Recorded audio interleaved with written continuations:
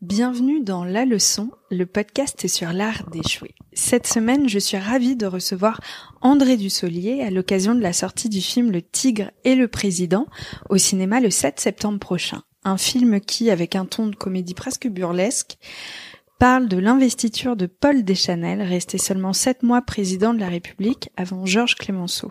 Le film est excellent et soulève une période de l'histoire trop peu connue, le tout avec un casting 5 étoiles. Ah, si on m'avait raconté l'histoire comme ça, croyez-moi, j'aurais une meilleure note au baccalauréat. Bonjour André Dussolier. Bonjour. Et justement aujourd'hui, c'est parfait, mon introduction était elle est parfaite. Prémonitoire. Ben oui. Vous allez me raconter, alors un peu plus du côté de Paul Deschanel que Georges Clemenceau, parce qu'on va plutôt parler d'échecs ensemble. Oui. Vous n'avez pas eu votre baccalauréat? J'ai pas eu mon baccalauréat, ouais. C'était la première année. On sait que les échecs dans ces moments de vie là, quand on est jeune, sont marquants et qu'on se dit, oh là là, c'est foutu, ma vie est terminée, j'ai pas eu mon bac.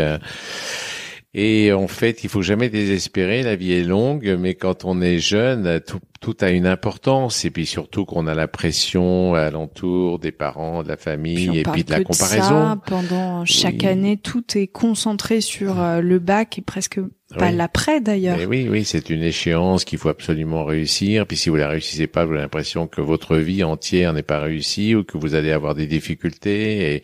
Et non, rien n'est, tout commence et tout recommence à chaque fois. Et en fait, alors mon expérience, vous avez fait quel bac? C'était le bac philo, je crois. J'étais à Thonon-les-Bains, je me souviens. Et j'avais un prof de philo qui nous enseignait la philo de façon un petit peu rébarbative quand même. C'était un petit peu, on était là avec nos stylos, nos cahiers, on recopiait les leçons de philo. Et lui, ma foi, il lisait, je sais pas, ses cours. Et j'avais pas l'impression de c'est vraiment de la chance ou de la malchance, parce qu'on n'a qu'une année pour faire ses preuves en philo. Soit on a un super professeur, soit ça compte énormément. Et je m'en suis rendu compte, puisqu'ayant échoué le bac, j'ai donc dû redoubler. Et donc là, je suis allé à Annecy et il n'y a pas beaucoup de professeurs qui ont marqué nos vies, ça existe, heureusement, mais il n'y en a pas tant que ça. Et là, quand j'ai redoublé, j'ai rencontré le prof, vraiment de philo, mais pas seulement de philo, quoi. J'avais l'impression, à chaque fois que j'allais en classe, que c'était une conversation qu'on aurait pu avoir à plusieurs au café, quoi. C'était vraiment idéal. Il possédait tellement son sujet qu'il n'avait pas besoin de mettre le nez dans son livre et il nous donnait l'impression d'en savoir autant que lui. Non, c'était extraordinaire. Il s'appelle François Schirpaz et c'est vraiment un prof qui aurait pu enseigner en fac, mais qui était au lycée Berthollet à Annecy. Et c'était la plus belle année scolaire de ma vie, quoi. Parce que là, j'ai tout d'un coup c'est comme incroyable quand même, parce que grâce à un professeur, une matière se révèle totalement différente, totalement vivante. Il y a des prolongements et on pouvait converser avec lui, discuter. On prenait pas forcément des notes, mais tout s'inscrivait en nous de façon très profonde. C'est fou comme un professeur peut changer le cours de la vie d'un élève en lui donnant confiance. Pardon, j'en postillonne. Vraiment, le sujet me tient à cœur. Ouais. En lui donnant confiance en lui ou à l'inverse, en le bridant complètement? Oui, parce que là, on avait la possibilité de l'interroger et de parler. Moi, j'aime bien, dans tous les secteurs de la vie, j'aime bien que tout le monde pose des questions, y compris celui qui pense qu'elle est peut-être un peu idiote ou sotte ou pas élaborée, pas argumentée. Ça fait rien. Toutes les questions sont bonnes parce que les premières questions qui nous viennent, c'est les meilleures. C'est celles qui ont besoin d'une réponse et qui va être, c'est la réponse qui compte. Donc la première des questions qu'on peut poser, il faut pas hésiter de le faire. Et on avait cette porte ouverte avec lui. On était libre de poser toutes les questions qu'on voulait et à plusieurs dans la classe, on avait l'impression de vivre, de créer le cours. Il nous donnait cette impression, c'est un grand art en même temps que lui-même, quoi. Ça façonne votre manière ensuite de vouloir faire le métier d'acteur? D'avoir cette réflexion-là et de pouvoir vraiment aller plus loin que l'enseignement pur et dur qu'on vous offrait. En tout cas, le métier d'acteur, alors je pensais pas encore, j'étais dans ma province et on me déconseillait fortement de faire de cette profession parce que c'était incertain, c'est un milieu vraiment, c'est tout ça. C'est à Paris qu'on fait ça et c'est loin, mais fais-le en amateur, etc. J'ai tout entendu là-dessus, donc je suis allé au bout de mes études en province, à Annecy, Grenoble, et puis au bout de mes études, je voulais pas enseigner du du tout. Je voulais continuer à faire du théâtre, ce que j'avais découvert grâce aussi à un autre professeur qui nous emmenait voir une pièce de théâtre. J'avais 10 ans. Je savais pas que le théâtre existait et vraiment c'était une seconde vie qui s'ouvrait à moi. Je pouvais dire des choses qu'on n'avait pas le droit de dire chez soi ou vivre des émotions librement. Alors c'était vraiment, donc c'est ça que je voulais faire. Et là, je me suis rendu compte d'une chose, en parlant de professorat, c'est que quand je suis arrivé au conservatoire, je suis rentré, etc. On avait des grands comédiens comme Louis Seigné, etc., qui nous apprenaient à jouer. Mais c'est surtout qu'au fur et à mesure, je me suis rendu compte qu'on devenait aussi dans ce métier-là son propre professeur, quoi. On peut entendre des tas de choses. Et un peu comme avec Schirpaz en philo, il nous disait des choses, mais il y avait un relais que naturellement on avait envie de prendre et on devenait soi-même son propre professeur. C'est ça qui est beau. Et dans l'art dramatique, moi, pour interroger plein de copains, copines avec qui j'ai travaillé, je crois que chacun a sa méthode, sa manière de faire, parce qu'on est devenu son propre professeur à la faveur de tout ce qu'on a pu entendre. Et alors, si on rembobine dans cette première année où vous êtes face à un professeur qui récite un texte sans trop y croire, qu'est-ce qui se passe qu'est-ce qui se passe mal et qui fait que vous n'avez pas votre bac? Il se passe rien, justement. Il y a pas d'échange, il y a pas de vie, il y a pas de relais. Les mots sonnent creux, les mots sonnent vides. C'est comme une leçon d'histoire qu'on apprend par cœur. Mais la philo, c'est pas une leçon d'histoire, c'est une réflexion. Donc c'est vivant. Il n'y a pas plus vivant que la philo. Donc et la philo, c'est en relation avec la vie qu'on mène. Moi, je me souviens qu'à l'époque en philo, on découvrait Sartre. Et moi, j'étais né dans une famille très religieuse, très catholique, etc. Bon, et tout d'un coup, Sartre, l'existentialisme, voilà, c'était une manière de voir qu'on n'était pas déterminé à l'avance, ce que j'avais tendance à croire.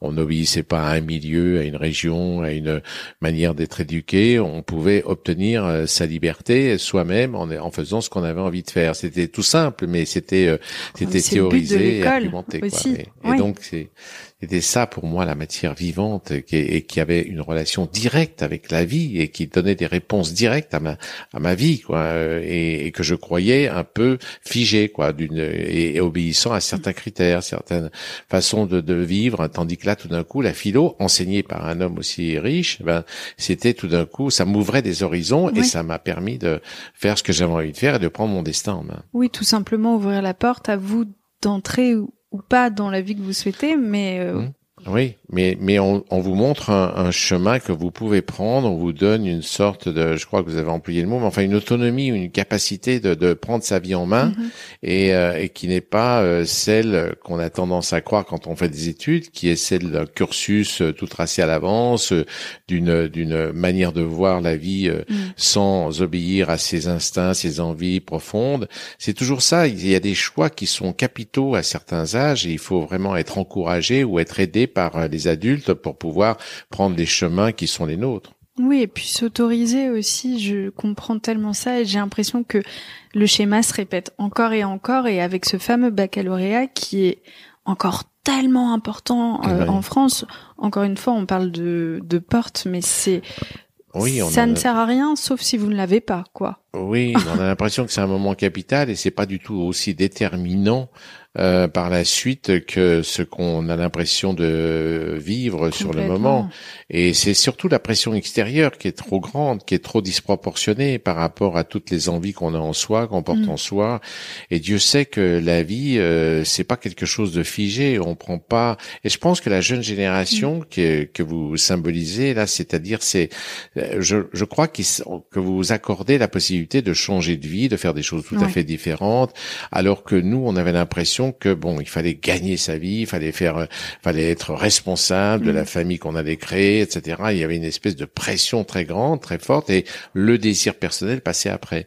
Or, je trouve que le désir personnel, c'est ça aussi qui peut vous donner la possibilité de créer et de trouver votre place et peut-être de vivre de votre vie aussi et de vos talents ou de vos qualités. Oui. Et puis j'imagine aussi l'envie de rendre fiers ses parents et face à cet échec-là, de se dire zut, j'ai vraiment tout raté alors qu'on construit sa vie à soi.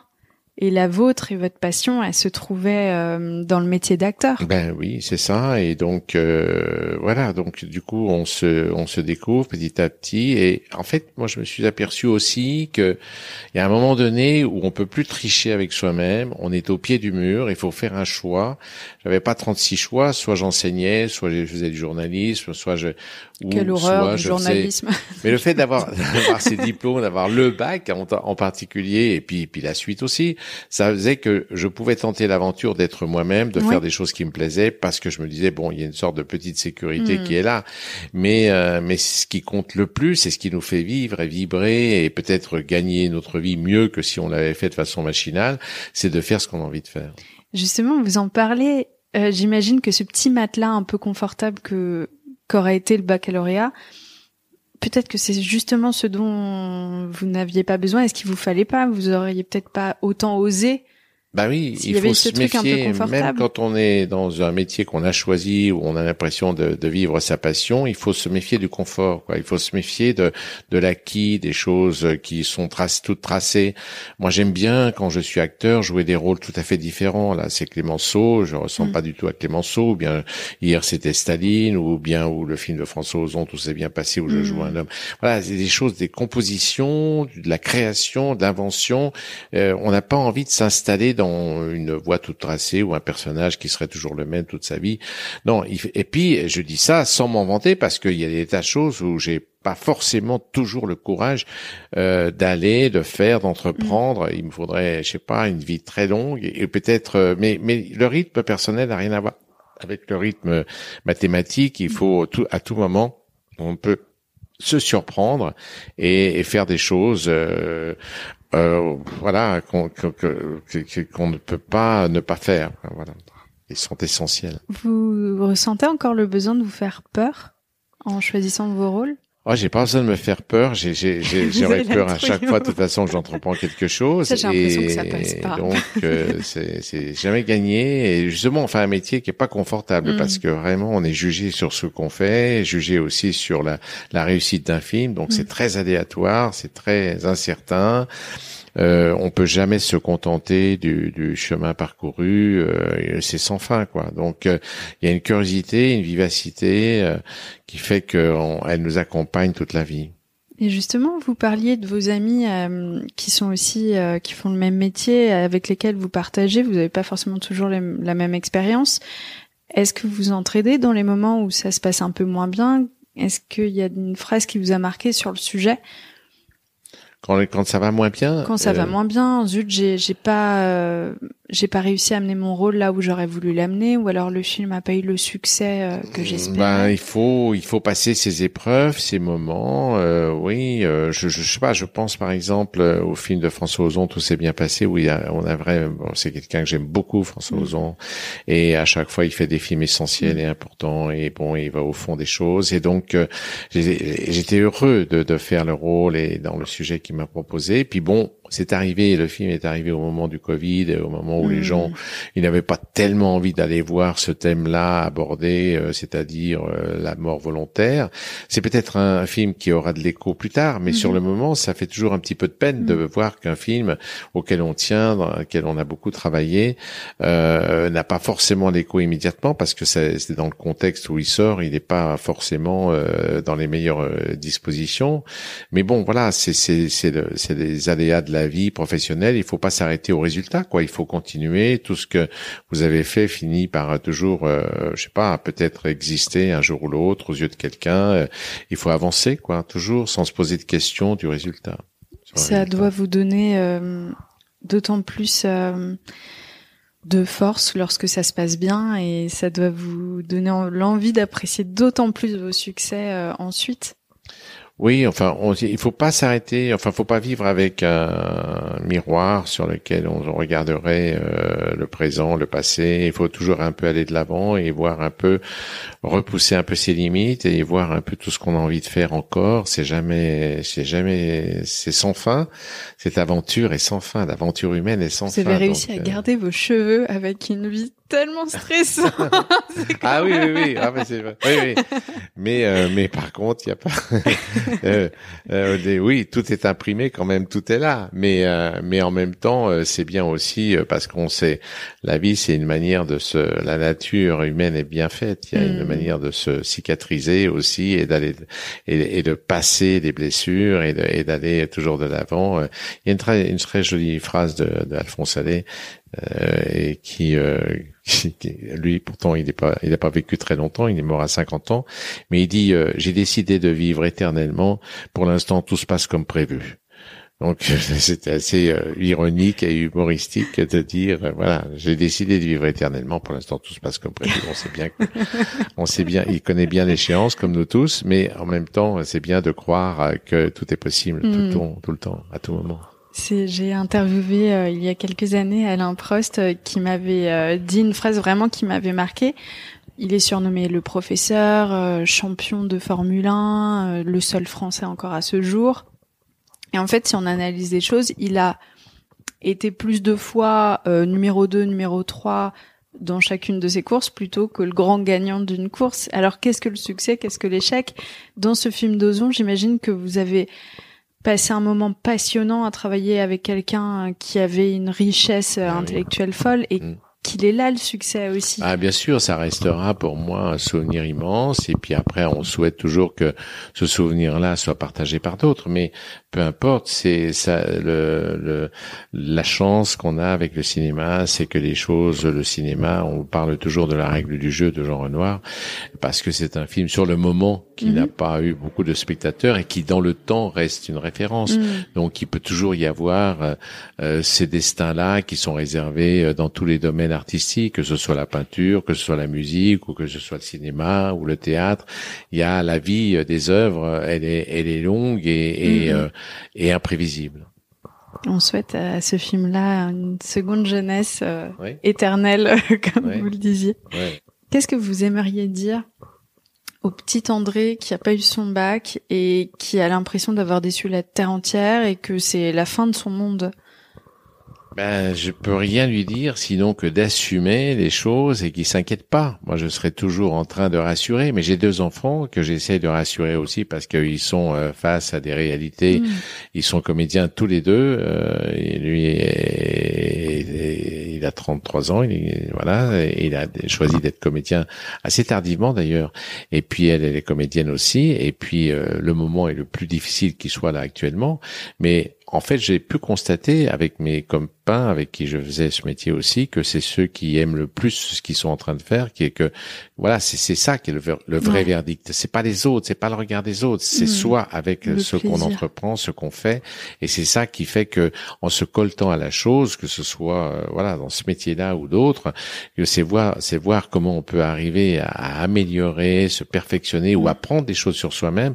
C'est comme ça que l'aventure continue. C'est en se confrontant aux choses et à ce qu'on a choisi, à ce qu'on aime. Après, le résultat, c'est vous qui en faites le bilan et qui c'est pas faut pas forcément être, c'est ce que je dirais, celui qui a raté le bac. Mais on le sait jamais sur le moment. Mais d'oublier le regard des autres, quoi, et le jugement éventuel des autres. Il y a pas de jugement. On sait bien que la vie, elle est absolument imprévisible. Encore plus aujourd'hui parce que bon, c'est vrai. Vous me dites en début, vous m'avez dit que le bac avait toujours son importance. Je veux bien le croire. C'est vrai quand je vois les enfants ou les jeunes sauter de joie quand ils voient leur nom sur les listes. Donc ça compte, bien sûr, c'est un moment important, c'est de légitimité aussi aux yeux des adultes. Donc je comprends très bien, mais il n'y a pas que ça, quoi. On sait que la vie va continuer et que il va y avoir d'autres surprises et que ceux qui ont eu le bac aujourd'hui peut-être auront des difficultés demain et inversement. Complètement. Et puis quand on y réfléchit, est-ce qu'on se pose la question, est-ce qu'André Dussolier a eu son bac, mais en fait, qu'est-ce qu'on s'en fiche? On s'en fiche complètement et c'est pour chacun, et qu'on l'ait eu ou qu'on l'ait pas eu, qu'on ait des diplômes ou pas, qu'on ait des mentions ou pas, qu'on ait ici et là. Non, c'est entre soi et soi que le combat est le plus important, la bataille. Voilà. Merci beaucoup pour cet épisode passionnant. Je vous en prie.